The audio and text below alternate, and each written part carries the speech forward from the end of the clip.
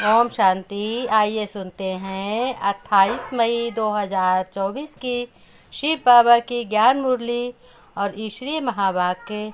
आज परमपिता परमात्मा शिव बाबा ने कहा, मेरे मीठे बच्चों, इस समय यह दुनिया कनिष्ठ तमो प्रधान है, जिसे रौरव नर्क भी कहा जाता है। तमो प्रधान यानी छोटा भी बच्चा है, उसको भी न गुस्सा बहुत आता है, उसी को कहा जाता है कि तमो प्रधान। बाप आए हैं तुमको कनिष्ठ से पुरुषोत्तम बनाने। बाबा ने कहा, तमो प्रधान से तुम्हें पुरुषोत्तम बनाने आया हूँ। और बाबा ने कहा, इसलिए पहले पहले तुमको ये निश्चय पक्का होना चाहिए कि अभी हम बेहद के बाप भगवान के साथ हैं, वही हमको पढ़ाते हैं और ऐसा चांस फिर नहीं मिलेगा। अभी तुम्हें ज्ञान का बच्चों तीसरा नेत्र मिला है, भगवान ने कहा। इसलिए अपने को आत्मा भाई भाई समझो तो विकार की दृष्टि खलास हो जाएगी, गायब हो जाएगी। शिव बाबा ने कहा, भले मंजिल बड़ी है परंतु पिछाड़ी में तुम्हें और कोई भी चीज़ याद ना आए, यह शरीर भी एक बाप की याद में छूटे, ऐसी प्रैक्टिस करनी है। सबका मीठा मासूक एक ही है, भगवान। इसलिए इस विनाशी देह से ममत्व निकाल एक बाप को याद करो और अपने जीवन को श्रेष्ठ बनाओ। सभी संबंधों का प्यार एक बाप में हो तो वह जैसे शैक्रीन हो जाता है। शैक्रीन मीठी होती, जरा से डालो मीठा हो जाता है।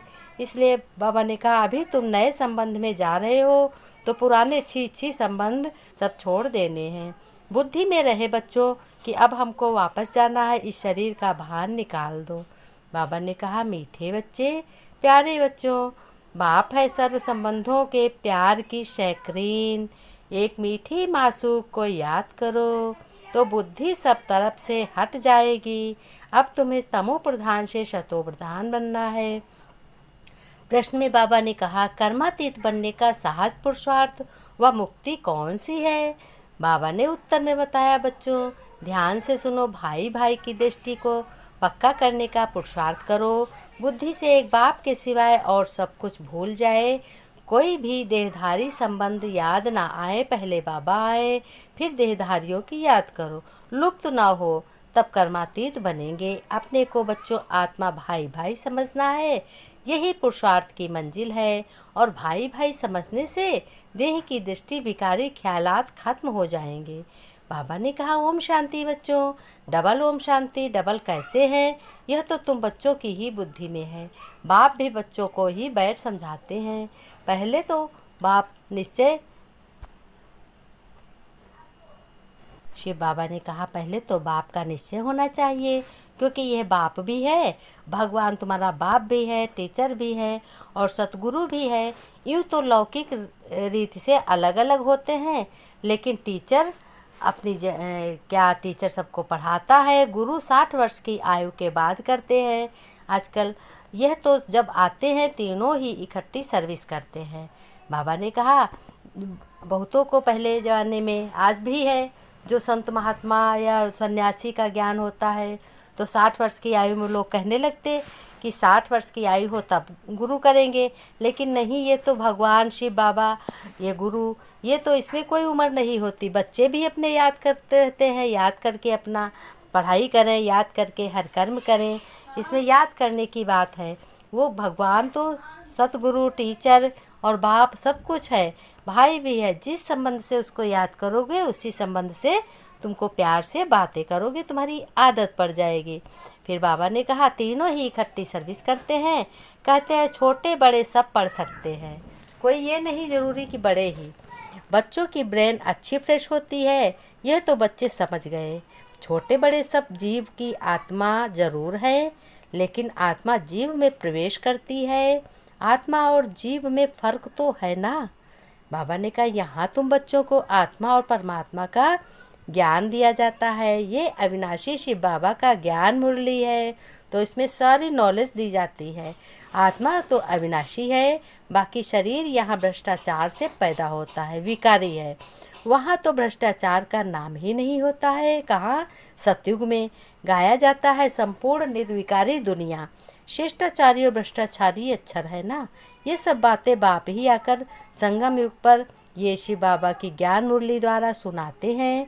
और बच्चों, तुम्हें सिर्फ ये पक्का निश्चय हो जाए कि हम आत्माओं का बाप हमको पढ़ाते हैं। बाप भगवान आते ही हैं पुरुषोत्तम संगम युग पर, तो इससे सिद्ध होता है कनिष्ठ से पुरुषोत्तम बनाते हैं, विकारी से पुरुषोत्तम बनाते हैं। ये दुनिया ही कनिष्ठ तमो प्रधान है, यानी जंग लगी हुई है। इसको रौरव नर्क कहा जाता है। अब हमको वापस जाना है, इसलिए अपने को आत्मा समझो और भगवान आए हैं लेने के लिए। हम भाई भाई हैं, ये पक्का निश्चय कर लो। ये देह तो रहेगी नहीं, फिर विकार की दृष्टि खलास हो जाएगी। ये बहुत भारी मंजिल है। बाबा ने धारणा में बताया कि सतयुग में फर्स्ट क्लास सुंदर शरीर प्राप्त करने के लिए अभी आत्मा को पावन बनाना है, कट उतार देनी है, आर्टिफिशियल फैशन नहीं करना। दूसरा बताया, एवर पवित्र बनने के लिए प्रैक्टिस बहुत करनी है कि एक बाप के सिवाय कुछ भी याद ना आए, यह देह भी भूली हुई हो, भाई भाई की दृष्टि नेचुरल पक्की हो।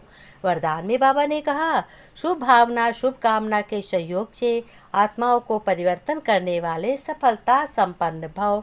बाबा ने कहा कि मेरे प्यारे बच्चों, अब बाबा भगवान है ना, ब्रह्मा बाबा के मुख द्वारा सुनाते हैं सब ज्ञान, क्योंकि बाबा के शिव बाबा का शरीर तो है नहीं, वो तो निराकार है।